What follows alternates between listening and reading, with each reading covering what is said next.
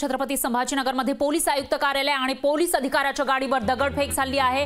Chhatrapati संभाजीनगरच्या police आयुक्तालयासमोर ही जी गाडी होती त्याच्यावर दगडफेक झाल्याची माहिती समोर येते आणि त्याचबरोबर आयुक्तांच्या कार्यालयावर सुद्धा दगडफेक झाल्याची माहिती समोर येते। मस्के नावाच्या व्यक्तीने दगडफेक केल्याची प्राथमिक माहिती आहे। दरम्यान तिकडची एक्सक्लुसिव्ह दृश्य आपण लोकशाही मराठीच्या माध्यमातून बघू शकतोय। जेव्हा ही दगडफेक झाली त्यानंतर या गाडीच्या काचा फुटल्याचंही स्पष्टपणे आपल्याला या व्हिडिओमध्ये दिसून येत आहे। दगडफेक केल्याचं कारण मात्र अस्पष्ट आहे, तर दगडफेकीमध्ये गाडीच्या आणि कार्यालयाच्या काचा फुटल्याची माहिती समोर येते। तसे एक्सक्लुसिव्ह दृश्य आपण लोकशाही मराठीच्या माध्यमातून बघू शकताय।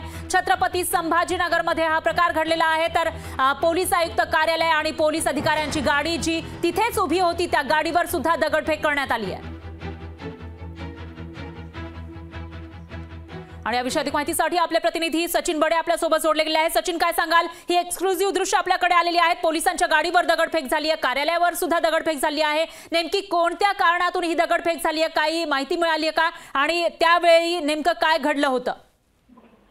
फराहाजी छत्रपती संभाजीनगरातील पोलीस आयुक्त कार्यालयासमोर पोलीस अधिकाऱ्याची वरिष्ठ अधिकाऱ्याची गाडी जी होती ती उभी होती आणि या ठिकाणी एका इसमानं या गाडीवर दगडफेक आहे आणि त्यासोबतच कार्यालयावर सुद्धा दगडफेक करण्यात आली आहे। कार्यालयाच्या सुद्धा काचा फुटलेल्या आहेत। प्रवेशद्वारावर जे काही प्रवेशद्वार जे आहे काचाचं आहे त्या ठिकाणी सुद्धा अक्षरशः दगडफेक झाल्यानंतर काचा ह्या पूर्णपणे जमिनीवर पसरलेल्या होत्या। नंतर त्या जमण्यात आल्या, त्यांना साफ करण्यात आलंय। मात्र या इसमानं का ही दगडफेक केली हे कारण अस्पष्ट जरी असलं तरी सुद्धा त्याचा संताप एवढा होता की त्यांनी या ठिकाणी कायद्याचाही विचार केला नाही आणि पोलिसांच्या गाड्यांचाही विचार केला नाही। बिनधास्तपणे या ठिकाणी त्यांनी दगडफेक केलेली आहे।